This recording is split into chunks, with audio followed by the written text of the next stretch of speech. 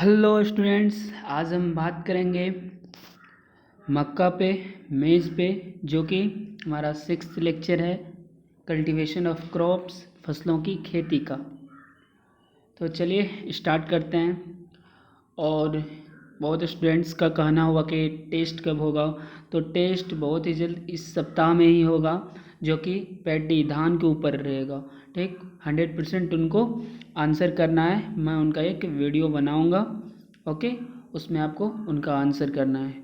और मैं पॉज करने बोलूँगा तो आपको पॉज करना है, फिर आंसर देना है, ओके। उसमें मैं बता दूंगा कैसे आपको क्या करना है, नहीं करना है।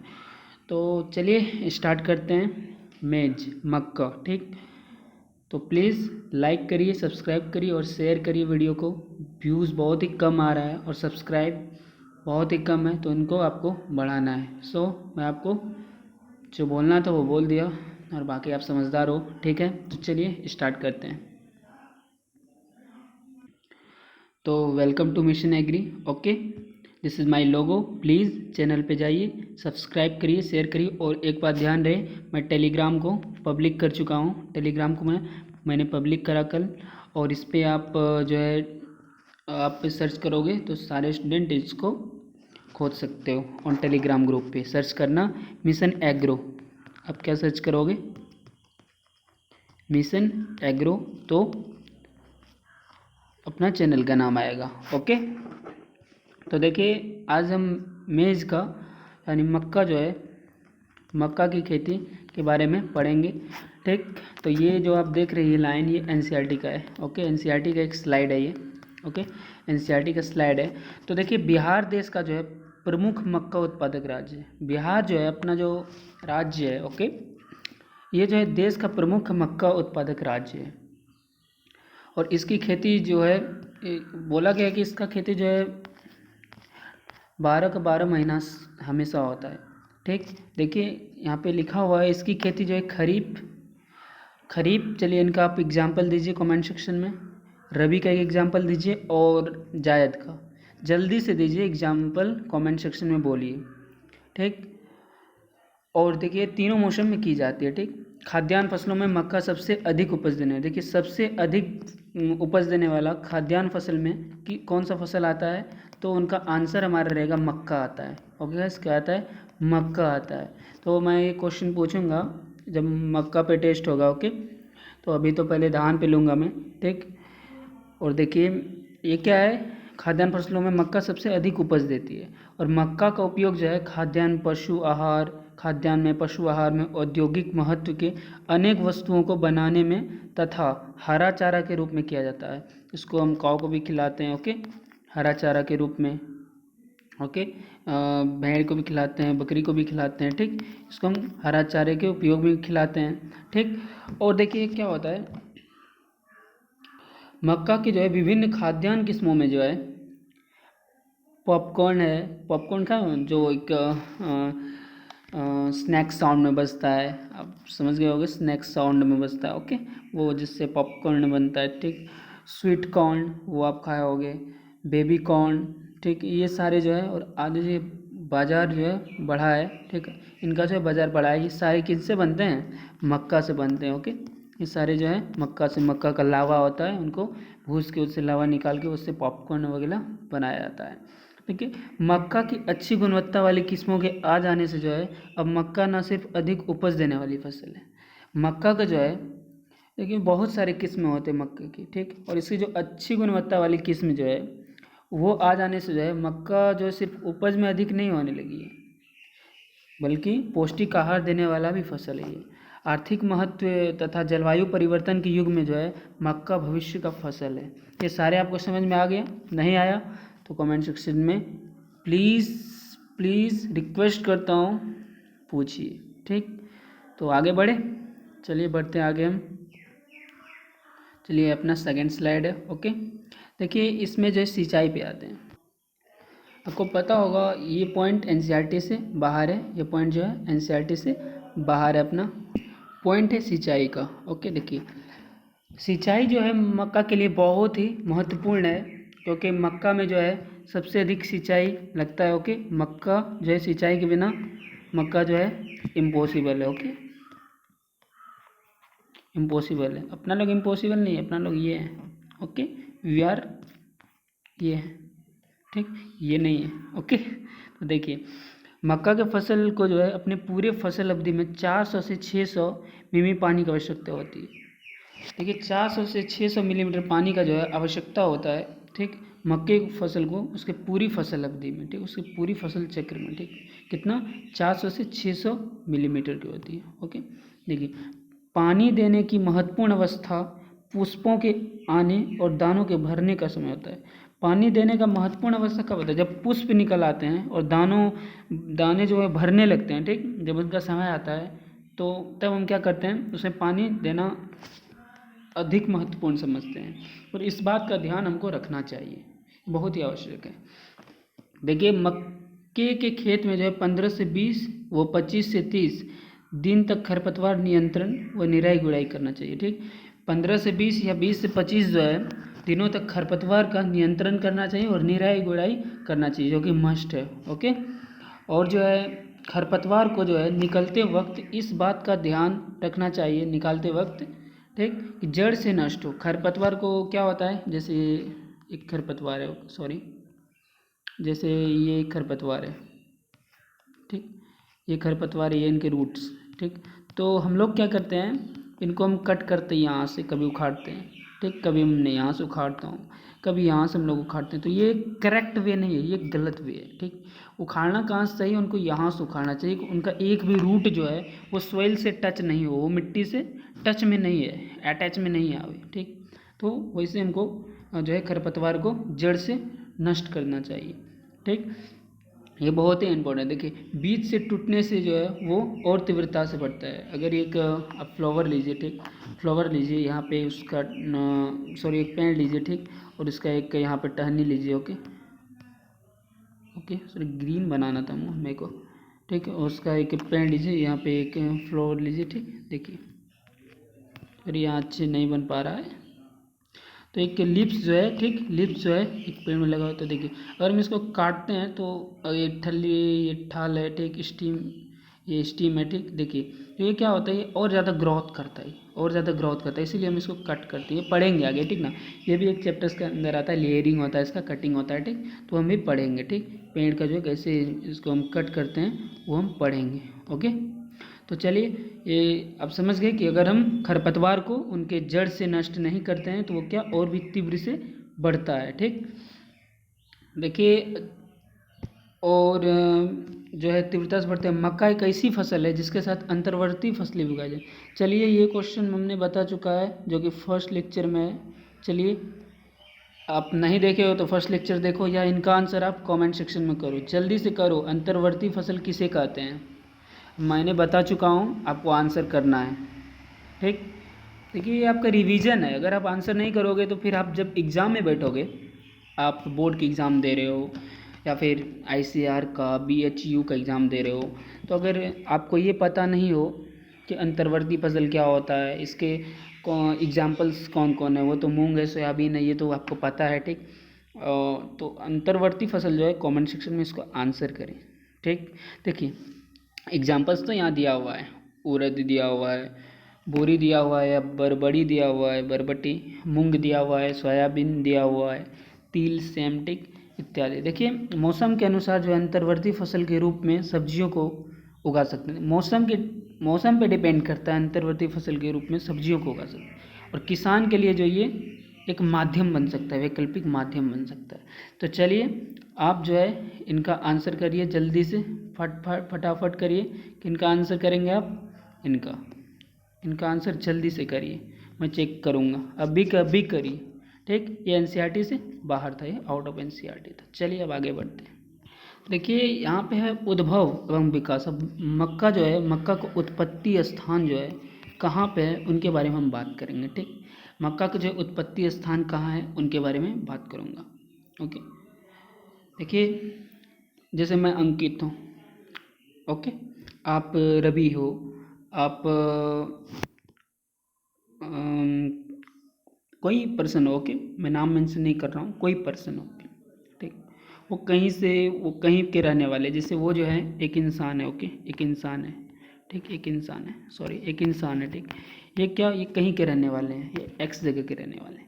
तो ये क्या करते हैं, जब ये जो है इनका बोर्न यहाँ पे है, बर्थ जो है, बर्थ यहाँ पे, और ये जो है आपको रहने लगा लंदन में, रहने लगा, मान के चलो लंदन के घर में वो रहने लगा। तो इनसे पूछा जाएगा कि आपका जो है मातृ जो है यानी मदरलैंड कहाँ है, ओके, मदरलैंड कहाँ है, तो ये क्या बोलेगा। जैसे इनका मुंबई है तो ये बोलेगा मुंबई है, ये इंडिया बोलेगा, इंडिया के अंदर मुंबई आता है, तो ये लंदन जाएगा तो इसका क्या होगा। तो इसी प्रकार जो है अगर मक्का जो है यहाँ आया तो उसका उत्पत्ति स्थल कहाँ आ जा रहा है, इंडिया आ रहा है, ठीक। तो इस प्रकार हम समझेंगे, देखो समझना है, कंसेप्ट के साथ समझना हो। देखिए हम देखेंगे उद्भव एवं विकास। मक्का का जो है उद्भव मध्य अमेरिका तथा मैक्सिको माना जाता है। कहाँ पे, अमेरिका जो है। क्वेश्चन आएगा कि मक्का का जो है उत्पत्ति स्थल सर्वप्रथम कहाँ पे उगाया गया था, तो आपका आंसर आएगा अमेरिका, ओके। आपका आंसर क्या आएगा, अमेरिका, अमेरिका में उगाया गया था, और मैक्सिको में, ठीक। और अमेरिका का कैपिटल वेटिकन सिटी हुआ, वाशिंगटन डीसी हुआ, सॉरी। और देखिए प्राचीन मैक्सिको वासियों जो है कि वर्षा के देवता टालोक आजटेक को मक्का के पौधे के साथ दिखाया जाता है। देखिए ये जो प्राचीन जो है मैक्सिको वासियों के जो है वर्षा के देवता जो है वो टालोक आजटेक को माना जाता है, जो कि पौधे के साथ दिखाया जाता है। बहुत इंपॉर्टेंट है ये लाइन, यह आप अंडरलाइन जिनको हम किए थे उनको आप नोट करो, कॉपी निकालो, और सारे जितने पॉइंट मैं बताता हूँ सबको नोट।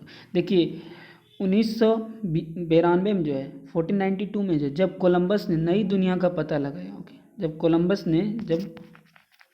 ने नई दुनिया का पता लगाया, ठीक। देखिए को लगाया तो पुरानी दुनिया को अमेरिका के साथ मक्का का भी पता लगा। पुरानी दुनिया में जो है अमेरिका के साथ जो है मक्का भी पता लगा, और भारत में मक्का जो है 16वीं सदी में पुर्तगालियों द्वारा लाया गया। क्वेश्चन आएगा कि भारत में मक्का किसके द्वारा लाया गया, तो आपका आंसर क्या होगा, पुर्तगालियों द्वारा लाया गया, ओके। कब लाया गया, तो आपको बोलना है 16वीं शताब्दी में। कब, 16वीं शताब्दी में लाया गया, ठीक। क्वेश्चन है, देखो ये बहुत ही VBI इनको बोलो, जो कि हर एक एग्जाम्स में पूछे जाते हैं। आपके BHU हो, BCCE हो, आपका ICAR हो, सारे एग्जाम में पूछे जाते हैं, ओके। सो must MBBI must very very very very very important, okay. तो इसमें मैं स्टार लगा रहा हूँ। देखिए और जो है मैं बोल रहा हूँ अभी भी, प्लीज़ सब्सक्राइबर बढ़ाइए और व्यूज़ बढ़ाइए, शेयर करिए। जितना अधिक व्यूज़ आएगा मैं उतना अधिक लेक्चर्स लूँगा और उतना जल्दी आपका सिलेबस ख़त्म होगा, क्योंकि अगर कोई बच्चे नहीं रहेंगे मैं बताऊँगा कि नहीं, ओके। तो मैं ये चाहता हूँ कि अपना जो है सिलेबस जो है वो दिसंबर तक एंड हो जाए, दिसंबर तक मैं ख़त्म करना चाहता हूँ। तो मेरे चाहने से कुछ नहीं होगा, किसके चाहने से होगा, आपके चाहने से होगा, ठीक है गाइस। अगर आप चाहोगे तो सब्सक्राइबर बढ़ेगा, व्यूज़ बढ़ेंगे तो या मैं लूँगा, वैसे तो वेस्टेड ऑफ टाइम हो जाता है, वेस्ट ऑफ टाइम हो जाता है। इसलिए प्लीज़ मैं फिर से बोल रहा हूँ, सब्सक्राइबर बढ़ाइए, शेयर करिए, ओके, और जो है व्यूज़ बढ़वाइए। व्यूज़ बहुत कम जा रहे हैं, हाईएस्ट 100+ गया था first time, okay. This is not good यार, नॉट गुड। आप समझा करो यार, इतना व्यूज़ से कुछ नहीं होगा, प्लीज़ मैं फिर से रिक्वेस्ट कराऊँ। और आपका टेस्ट होगा, जब तक व्यूज़ नहीं बढ़ेगा मैं टेस्ट कैसे लूँ, कैसे स्टार्ट करूँ, कोई पढ़ा नहीं है तो मैं स्टार्ट कैसे करूँ, ओके। तो हर एक वीक में टेस्ट होगा, फिर हर एक वीक आप देखना, हर एक सेट सेशन जो है टेस्ट होगा, जो पढ़ाया हुआ उनका आपका मार्कशीट मिलेगा आपको। इसलिए प्लीज़ सब्सक्राइब करिए, लाइक करिए, शेयर करिए। फिर बोल रहा हूँ, चलिए ज़्यादा बातें नहीं, सॉरी फॉर, आगे बढ़ते हैं। देखिए ये पॉइंट आता है कीट एवं रोग प्रबंधन, जो कि NCERT से बाहर है, NCERT में नहीं है ये, ओके। देखिए मक्का जो है कार्बोहाइड्रेट का उत्तम स्रोत है, किनका, कार्बोहाइड्रेट का। देखिए साथ ही एक स्वादिष्ट फसल भी है, ये हमने NCERT में बात करी थी। देखिए जिसके कारण कीटों की परेशानी भी होती है। देखिए जहाँ पे अधिक टेस्ट है, ठीक है, मोम आपको खाना दे, ठीक, आपको करेला दे दिया, ओके, आपको करेला दे दिया, और कहीं पे आपको जो है वो मटन दे दिया, ठीक। अब क्या खाना पसंद करोगे, ये ना। तो ये कीट जो है वो स्वादिष्ट पसंद करते हो, जिसके कारण कीट की परेशानियाँ भी होती। इस फसल में जो है देखिए, मक्का में लगने वाली प्रमुख कीट धब्बेदार तना बेधक कीट गुलाबी है, तना बेधक कीट होते हैं। इसके अलावा मक्की का पौधा डाउनी मिड्यूल जो है मिल्ड्यू, पत्तियों का झुलसा रोग एवं तना सड़न जैसे रोग का प्रभावित हो सकता है। इन रोग के सही उपचार से जो है फसल सुरक्षित रहेगी। अगर इनका सही उपचार नहीं करें तो फसल सुरक्षित नहीं रहेगी। ओके, तो इनका उपचार करना चाहिए और वहाँ पे जो उन्नत किस्म का खेती करना चाहिए। ओके, जो उन्नत किस्म का खेती। आई बात समझ में? ये रहा अपना मक्का। ओके, इनको मेज़ बोलेंगे। ठीक है गाइस, तो आगे बढ़ते हैं। अब हम बात करेंगे कटाई एवं भंडारण पे। ठीक, कैसे उनका कटाई करते हैं और उसका भंडारण कैसे करते हैं, उसको सूखा में भंडारण करते हैं या गीला में ही कर देते हैं, उसका मॉइस्चर उस पर हम डिपेंड किस पे करेगा उनके बारे में अभी हम बात करेंगे। ओके, तो आप लोग अगर व्हाट्सएप ग्रुप में ऐड नहीं हो तो ऐड हो जाओ। मैं फिर से उनका लिंक जो है वो डिस्क्रिप्शन में दिया हुआ है और टेलीग्राम का भी जो लिंक है वो डिस्क्रिप्शन में दिया हुआ है। ओके, तो मैं नंबर व्हाट्सएप दे दूँ। ओके, 6207022194 और प्लीज़ प्राइवेट मैसेज ना करें, वल्ली ग्रुप में ऐड रहें। जो आपसे पूछा जाएगा उनसे उनका आंसर करें और कमेंट सेक्शन में जो है सारे प्रश्न जितना पूछा जाता है सारे के सारे का आंसर करें प्लीज़। ओके, नहीं तो मैं नहीं पढ़ा पाऊँगा। मैं डायरेक्ट अरे आप पढ़ोगे तब ना मैं पढ़ाऊँगा। आप आंसर नहीं करोगे तो कैसे होगा? आंसर करो, मैं देखूँगा आपका आंसर ठीक है या गलत है, मैं सारा आपका देखूँगा ना। ओके, चलिए आंसर करना प्लीज़, आंसर करिए। इससे मेरा कोई बेनिफिट्स नहीं है, ये आपका बेनिफिट्स। ओके, चलिए बात करते हैं कटाई एवं भंडारण पे। देखिए, प्रजाति के आधार पर जो है फसल के कटाई की अवधि होती है। इसके आधार पर प्रजाति कौन किस्म है मक्का का, उस पर डिपेंड करता है कि फसल की कटाई मक्का की कब होगी और नहीं।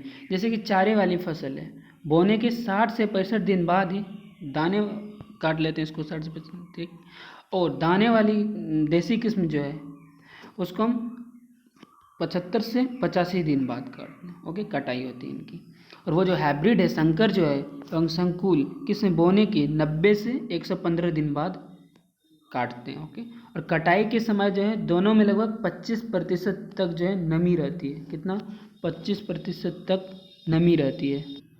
और कटाई के बाद जो है मक्का फसल में सबसे महत्वपूर्ण कार्य घाई है। इसमें दाने निकालने के लिए सेलर का उपयोग किया जाता है। किसका उपयोग? दाने निकालने के लिए सेलर का उपयोग किया जाता है। सेलर नहीं होने की अवस्था में साधारण थ्रेशर में सुधार कर मक्का की घाई की जाती है। और इसमें जो है मक्के के भुट्टे के छिलके निकालने की आवश्यकता नहीं है। और जो हम मशीन में करते हैं तो उसमें क्या करते हैं हम, उसका जो छिलका जो है छिलके उनको हम निकालते नहीं हैं और डायरेक्ट उसको हम देते हैं। और कटाई व घाई के पश्चात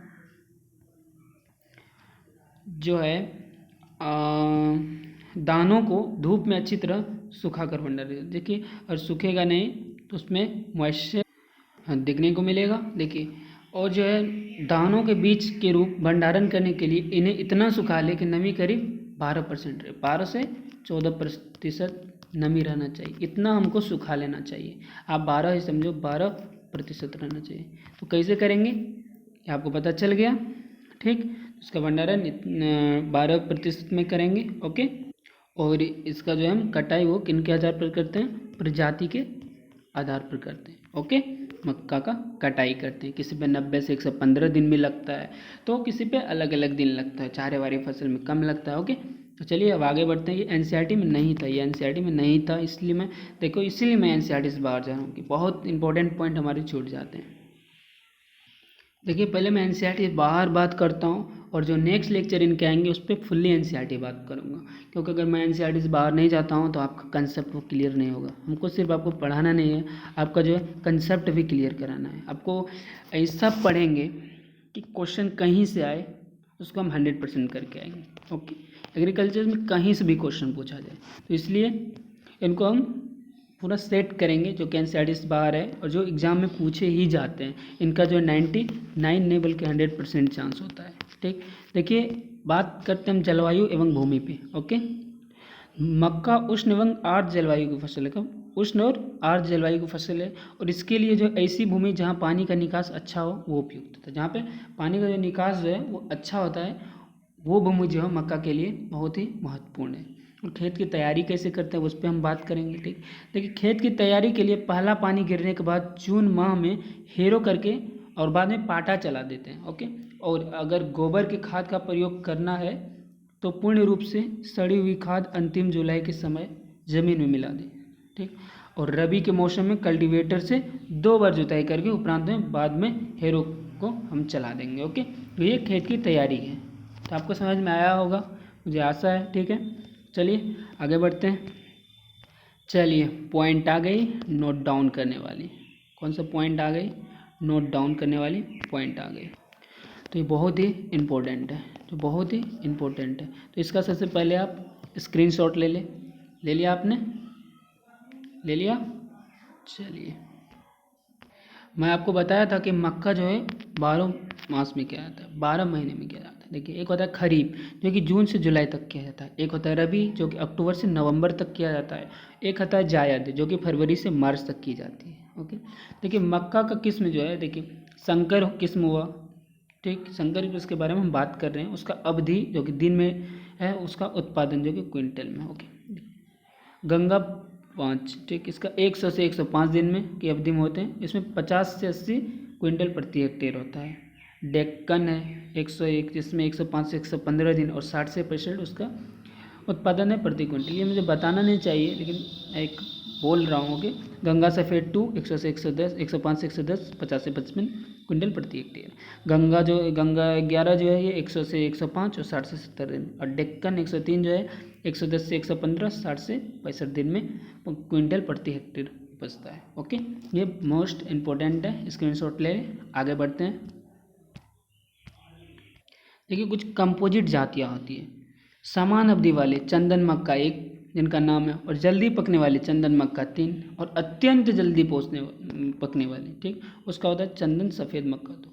ये हुआ सामान्य, ये हुआ जल्दी पकने वाली, ये अत्यंत जल्दी पकने वाली। ओके, तो ये पॉइंट आउट कर लो। तो आपसे मिशन एग्री एक क्वेश्चन पूछता है आपसे, आपका अपना चैनल, हमारा चैनल, आपका चैनल क्वेश्चन पूछता है कि क्या आप इस चैनल से सेटिस्फाइड हो? Are you satisfied? हो सेटिस्फाइड, संतुष्ट हो, या आपको बेनिफिट्स दे रहा है या नहीं? तो आप कमेंट सेक्शन में करो। और मिशन एग्री भी कुछ आपसे मांगता है। क्या मांगता है? व्यूअर्स मांगता है। ओके, सब्सक्राइबर्स मांगता है आपसे। ओके, और शेयर मांगता है आपसे। आप इनको दोगे जो कि आपका काम है। चलो अब देखते हैं। ये एनसीईआरटी में ये पॉइंट भी नहीं है, ये एनसीईआरटी में ये पॉइंट भी नहीं है। परेशान मत हो, आप पढ़ो अच्छे से।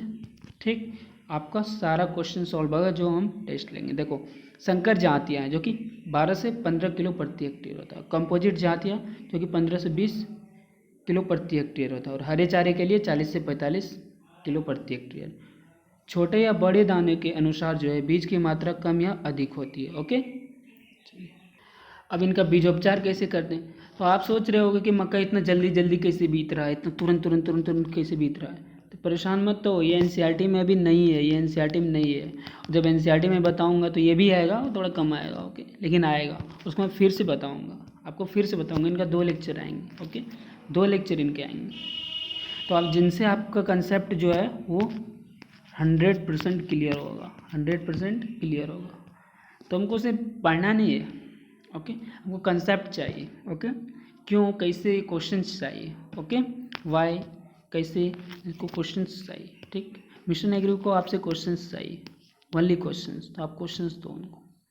देखिए बीजोपचार, जो बीज को बोने से पूर्व जो है किसी फफूंदनाशक दवा जैसे थायरम या एग्रोसिन हुआ, एग्रोसिन हुआ, 2.5 से 3 ग्राम जो है प्रति किलो बीज का दर से उपचारित करके बोना चाहिए।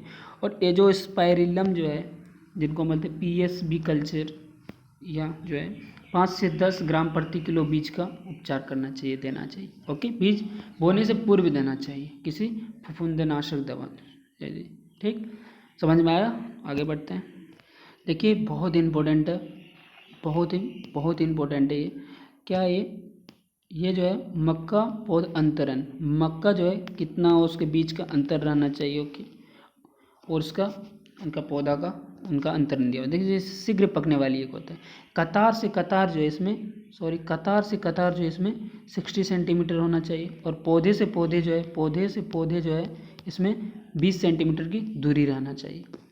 और जो देरी से पकते हैं, ठीक, उनका कतार से कतार 75 सेंटीमीटर रहना चाहिए, और जो है पौधे के पौधे जो है 25 सेंटीमीटर रहना चाहिए, ठीक। और जो है हरे चारे के लिए कतार से कतार 40 सेंटीमीटर, जो बहुत ही जल्दी हो जाते हैं ये उगते हैं सारे। क्यों, इसका पकने का अवधि पता है ना, कब इसका भंडारण कटाई का, क्योंकि प्रजाति पे डिपेंड करता है, ये याद रखना, ठीक। और देखिए हरे चारे के लिए 40 सेंटीमीटर और पौधे को 25 सेंटीमीटर, जो कि वेरी इंपॉर्टेंट। चलिए स्क्रीनशॉट लीजिए, मिशन एग्री बोलता है स्क्रीनशॉट लेने, क्योंकि ये VVI है। चलिए लीजिए, ले लिए। चलिए आगे बढ़ते हैं। देखिए मक्का बुआई का तरीका। देखिए वर्षा प्रारंभ होने पर जो मक्का को बोना चाहिए, सिंचाई का साधन हो तो 10 से 15 दिन पूर्व ही बोनी करनी चाहिए, इससे पैदावार में वृद्धि होती है। और बीज की बुआई जो है वो आपको मेड के किनारे वो ऊपर 3 से 5 सेंटीमीटर की गहराई पर करनी चाहिए। मेड के कितना, 3 से 5 सेंटीमीटर की गहराई पर करनी चाहिए, ओके। और देखिए मिशन एग्री आपसे वो बोल रहा है बुआई के 1 माह जो है पश्चात मिट्टी चढ़ाने का कार्य। जब हम बुआई कर देंगे उसके 1 मंथ बाद जो है हम मक्का में क्या चढ़ाएंगे, मिट्टी चढ़ाने का काम करेंगे, ओके। और बुआई किसी भी विधि से की जाए, परंतु खेत में पौधों की संख्या 55 से 80 हज़ार प्रति हेक्टेयर रहना चाहिए। कितना रहना चाहिए, 55 से 80 हज़ार प्रति हेक्टेयर, ओके। तो आगे बढ़े। देखिए लेक्चर थोड़ा बड़ा होगा, क्योंकि ये जो है बड़ा चैप्टर है। मैं ऐसा नहीं कर रहा हूँ कि धान का आपको अलग लेक्चर दिया, भाइयों ये धान का लेक्चर है, आप इनको पढ़ लेना। तो आप जाओगे धान पढ़ोगे, फिर गेहूँ आपका गया तो फिर बोलूँगा भाइयों ये आपका वेट का लेक्चर है, गेहूँ का लेक्चर है, इसे आप पढ़ लेना। ये भी गया, फिर बोलूँगा भाइयों ये मक्का का है, तो मुझे भाइयों भैया नहीं करना है, मुझे कि सिस्टमेटिक ढंग से पढ़ना है। लेक्चर 20 हो 30 हो, लेकिन उसको ख़त्म करना है, ओके। मैं भी चाहता हूँ कि कितना जल्दी ख़त्म हो जाए आपका लेक्चर, कर दूँ, बोल दो वो भी कमेंट सेक्शन में, कर दूँगा। 5 दिन नहीं लगेंगे, 2 लेक्चर में समाप्त कर दूँगा मैं, लेकिन मैं चाहता हूँ कि कंसेप्ट क्लियर हो, ओके। NCERT से बाहर ले जाता हूँ, ठीक। इनसे परेशान मत हो, ठीक है। देखिए खाद एवं उर्वरक की मात्रा, शीघ्र पकने वाली जो कि 80 से 50 से 30 के बीच आती है, इनको NPK बोलते हैं, नाइट्रोजन पोटाशियम फॉस्फोरस, ओके। मध्य पकने वाली में कितना लगती है, 120 नाइट्रोजन, उसके रेशियो में हम 60 देंगे, 60 के रेशियो में फिर डालेंगे पोटास, और 60 के जो है 40 के रेशियो में क्या डालेंगे, फॉस्फोरस, ओके, ठीक। देखिए फिर देरी से पकने वाले NPK कितने देंगे, NPK बहुत इंपॉर्टेंट है, NPK इनका मतलब आप समझ लो, okay, nitrogen potassium phosphorus, okay okay. तो N का मतलब क्या हुआ, नाइट्रोजन, P का मतलब क्या हुआ, फॉस्फोरस, K का मतलब क्या हुआ, पोटाशियम, ओके। ये इंपॉर्टेंट है, इनका मात्रा आप हमेशा माइंड में मेकअप करना, ओके, ध्यान में रखना। चलिए स्क्रीनशॉट लीजिए इनका और आगे बढ़ते हैं, समय बहुत ही कम है। भूमि की तैयारी करते समय जो 5 से 8 टन अच्छी तरह से सड़ी हुई गोबर की खाद खेत में मिलाना चाहिए। कितना, 5 से 8 टन, और अच्छी तरह से जो अच्छी तरह सड़ी हुई गोबर है उनको मिलाना चाहिए। और भूमि जो है परीक्षण उपरांत जो है जहाँ जस्ते की कमी, जिससे जिंक हुआ, ओके, याद रखें बच्चे वाली चीज़ है, ये पता होना चाहिए, ठीक है। वहाँ 25 किग्रा प्रति हेक्टेयर जो है सल्फेट वर्षा से पूर्व डालना चाहिए, वर्षा से पहले डालना चाहिए। कितना, 25 किलोग्राम प्रति हेक्टेयर सल्फेट डालना चाहिए, ओके। चलिए आखिरी स्लाइड देख लेते हैं, खाद एवं उर्वरक देने की विधि। देखिए नाइट्रोजन जो वो 1 से 3 मात्रा बुआई के समय देना चाहिए, आधार खाद के रूप में उसका आधार रहेगा। और 1/3 मात्रा जो है 1 महीना बाद देना चाहिए साइड ड्रेसिंग के रूप में। और 1/3 मात्रा जो है जब पुष्प निकलेगा, नर पुष्प, ओके, तब जो है उनके आने से पहले देंगे, नर पुष्प आने से कुछ दिन पहले देंगे। और फॉस्फोरस और पोटास की बात करते हैं हम, तो इनकी पूरी मात्रा जो है बुआई के समय 20 से 5 सेंटीमीटर जो नीचे डालेंगे, चूँकि मिट्टी में इनकी गतिशीलता कम होती है। देखिए गतिशीलता जो है फॉस्फोरस पोटास की कम होती है, इसलिए इनका निवेशन ऐसी जगह करेंगे जहाँ पौधे की जड़ें हो, जहाँ पौधे की जड़ें, ठीक है। किसी को हम क्या करते हैं, जैसे छीट के देते हैं, जैसे एक पौधा है जैसे मक्का का पौधा है, ठीक है, मक्का का पौधा है, ओके सॉरी ऐसे तो होता नहीं है, मान लो है तो इसमें ये रूट है तो यहाँ देते हैं यहाँ, लेकिन इसमें सटक दें क्योंकि इसकी गतिशीलता जो है, मूविंग जो है, मूव जो है ये नहीं करता है, मूव ये बहुत ही स्लो करता है, बहुत स्लो करता है, स्लो करता है, ओके ठीक है। फिर आज का लेक्चर हम यहीं पे समाप्त करते हैं, ओके यहीं पे समाप्त करते हैं। और जो है कल हमारा लेक्चर सेकेंड आएगा मक्का के ऊपर लेक्चर, ये तो हमारा 6th लेक्चर है, मक्का के ऊपर सेकेंड आएगा। तो कल हम पढ़ेंगे एनसीईआरटी, कल एनसीईआरटी के बेसिक पे पढ़ेंगे। आज तो एनसीईआरटी था ही नहीं, सिर्फ फर्स्ट में 2 स्लाइड देखें हम, 1 स्लाइड शायद देखें, 1 से 2 स्लाइड होगा, ओके उनके बाद, लेकिन इससे आपको बहुत नॉलेज हुआ होगा, ये आप खुद में देख रहे होंगे, ओके तो देखिए हमको अच्छे से पढ़ना है और आगे जो है पूरा एग्ज़ाम कवर करके आना है। तो आपको मिशन एग्री थैंक्स बोलती है, ओके और ये बोलती है आपको, ये जो है मिशन एग्री आपको बोलता है कि प्लीज़ सब्सक्राइब करिए, लाइक करिए और शेयर करिए। वंस मोर, फिर से ये बोलने जा रहा हूँ, ओके तो चलिए बाय बाय, टेक केयर, मिलते हैं नेक्स्ट लेक्चर में।